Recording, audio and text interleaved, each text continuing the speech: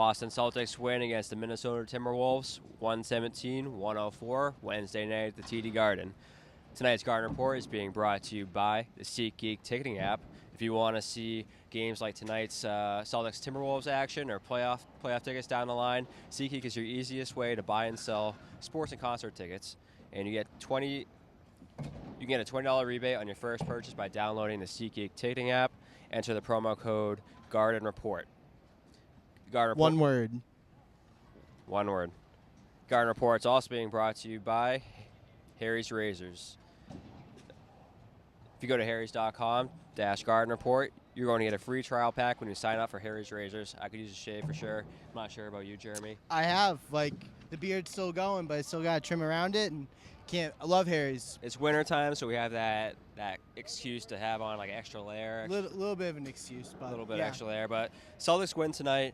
It's sort of a tale of two halves. They allowed 60 points in the first half. I think Brad Stevens alluded to this in the post-game presser. There was a 6-minute period in the first, 6-minute period in the second. Yeah, that 12-minute period between halfway through the first to halfway through the second. Defense really lagged a lot. And, Minnesota was getting to the bucket at will, finding open shots. And really, it was also the rebounding. Celtics were unable to really stop the second chance. Minnesota kept getting the ball, second, third, fourth opportunities, and give them that many opportunities and they'll capitalize. Yeah, and Minnesota, off the top of my head, I believe they're a good offensive rebounding team, good rebounding team overall. They accumulated 15 boards on the glass tonight on the offensive end. They had a lot of second chance points, and I think that really got under Stevens' skin. Absolutely. He said in his presser that he gave him a good talking to in the halftime, and he was really happy with the second half adjustments. His team came out really tight on defense and really limited Minnesota in the second half. I think they scored a grand total of 44, so it's a pretty good second half.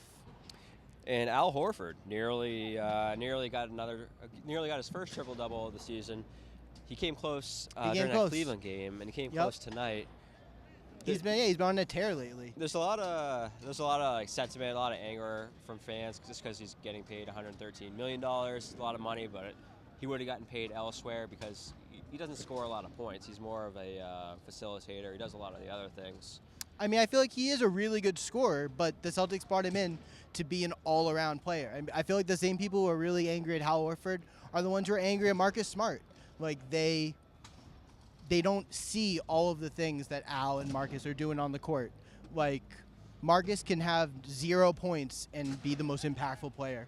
Al's really the same way. He's best when he's distributing the ball, making good basketball decisions, and 9 times out of 10, he's going to make the right one. And you saw that a little bit tonight. I think Smart took a couple of charges. His shooting has gone down since the All-Star break, but regardless of his shooting, he's always going to make those winning plays. That's kind of become a tagline this season, winning plays. Yeah, and the Marcus Smart heave game remains hot. Yeah, it does. So looking ahead, Celtics go on the road, going to Brooklyn and then Philly, and currently they hold a 1.5 game lead over Washington and are 2 behind Cleveland. What do you think going down the stretch? I think IT alluded to it in his interview, his post-game interview, how they haven't really had a chance to gel as a starting unit, believe it or not. So this is a good time for them to really just play consistent basketball down the stretch. They have a nice cushion right now, on the Wizards. The Wizards saw a little bit of a scare tonight with John Wall. We'll have to check on that tomorrow or the next coming days to see what the prognosis is. But we'll know by Monday. Yeah, we'll know by Big game on Monday. Yeah. Washington coming in here. Could have major playoff implications, at least in terms of seeding. But the Celtics have a home-heavy schedule the rest of the way. Their schedule, I believe, is the easiest among the Eastern Conference contenders between them. I think it's actually they have the easiest, quote-unquote, easiest schedule down the stretch. Just overall in the NBA, I think. They travel the least amount, and I think their team, their opponents are under 500 cumulative. So, hopefully you're going to see a bunch more wins and Boston to really challenge, maybe not overtake, but challenge Cleveland for the #1 seed. Do you think rest is a big issue? I know last year they kind of pushed it towards the end, and I thought it hurt them in that Atlanta series. Do you think this year they'd rather err on the side of caution and rest some of their guys a little bit more? I want to say yes, but that starting five of Avery, IT, Jay, Al, and pick your poison. They've really only played 28 games together. So I want to see as much time on the court with those five, or at least those four, coming down the stretch to really gel, because they're excellent when those four are on the court, but they haven't had. Al actually joked about it after the game, saying that he can't really believe that it's really only been 28 games and there's 16 games left in the season, but only 28 games as a group. NBA is a fickle league. It's tough.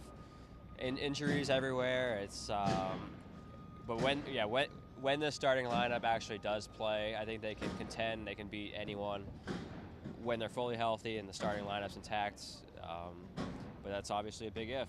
Al Horford's been nicked up here and there. He's had a little bit of injury history. Avery Bradley, of course, he's the wild card now. Yeah, I mean, I think the Celtics kept him out for that long stretch, like 25 games or so, basically to make sure that he was healthy for this stretch run. And I mean, it seems like he is. I think that'll do it for us tonight at the Garden. I'm Jeremy. That's Corey. And we'll see you on Monday.